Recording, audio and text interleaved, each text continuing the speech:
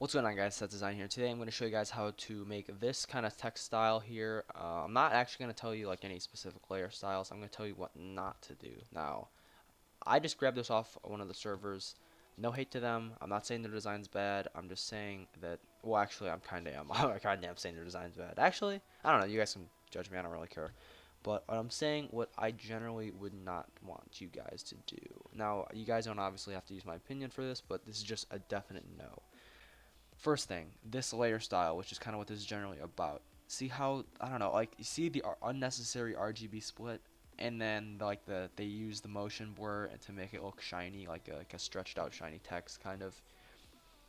I get what they're trying to do. It's kind of executed poorly, but also it's just an overused style. Like I can go into the server where I got this from. I can go in and find like a ton of AVIs that were just like. Also, this layer style is extremely overused. This gold, I hate that one. It looks stupid.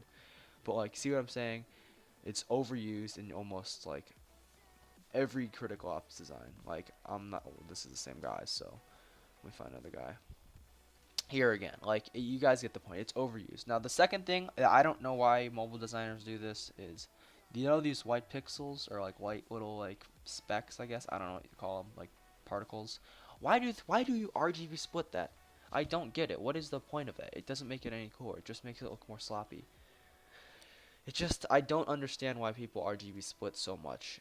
I mean, like I get it looks cool, but it's like Comic Sans at this point. It's overused and it's just like it's funky and weird, you know.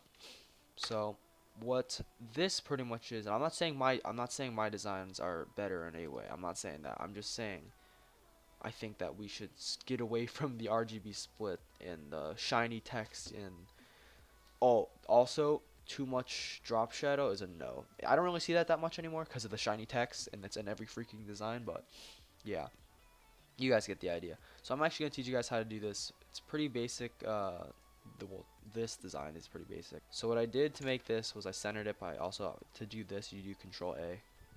Quick tip. And then I made this layer white. Now, the reason I generally like white text, just plain white text, you might be against it, you might be like, oh, it's 2.0, but in my opinion, it just looks like it doesn't need anything else, you know? Like, it's fine by itself. It's overdoing something. Well, we know what that looks like, I showed you, but I just feel like this is just cleaner. It doesn't need anything else, you know? Simplicity is, like, my favorite thing in design, so. So to do this, oh, I didn't even explain it here. Let me redo it.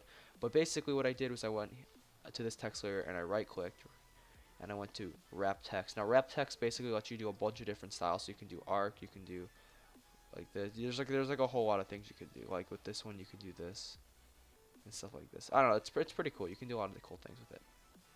But I'm gonna use bulge in this, or not bulge. Yes, bulge, and I'm gonna make this 0.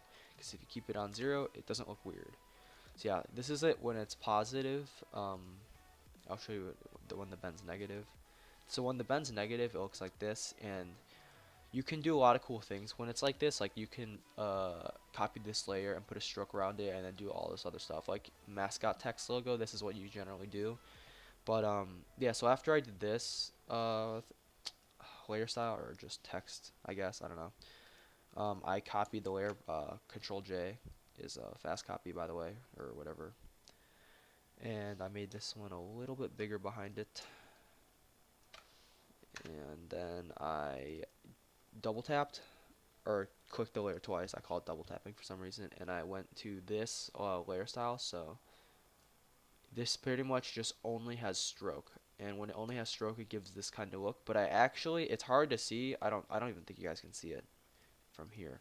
But there's actually lines that go across this text. It's a little hard to see, and it probably will be harder to see on YouTube. But it's a little, I don't know, it looks cool in my opinion. I like putting the abstract kind of look on it, and there's just no general meaning to it. It just looks cool. That's pretty much all art, but or not all art, my bad. But in this case, a lot of gaming design, it doesn't have any meaning. It just looks cool. But yeah, so pretty much I'm using this pattern, and then I'm just hitting multiply, so then it only shows the pattern and nothing else behind it. And pretty much that just controls the fill. You don't even have to, I think, yeah, no, you have to hit multiply otherwise. Yeah, and turn the fill down. But yeah, so that's pretty much how I got this text look. I'll show you guys how to do this other one I do a lot in my designs and logos, where it's like I'll do a G and an S for Gangstars. Hang on. Oops. I'm gonna make this text a little bigger and also white so I can actually see it again. Hang on here. Alright. Oh, well, that's gray. That'll look like crap. Alright, so once I have my text ready,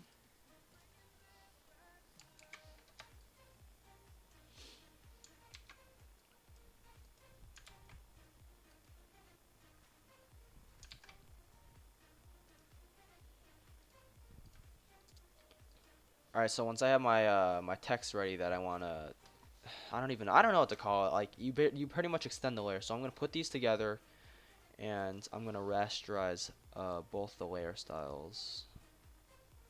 And so pretty much I'm gonna go to this top layer. Whatever layer you want to extend into this, or like whatever layer you want to extend, select it, and then use the magic wand tool to go over it. Oops, yeah, like that. And then you're gonna go to select, modify, expand, and then you're gonna, so pretty much this is how many pixels you want to expand it by. So I'm gonna do 10. This is pretty much what it'll look like. And if I do that, it'll give this overlap look, which is pretty cool. Sometimes won't work out, and see how it looks rough on the edges here. Well, you can do a manual one pretty much, which is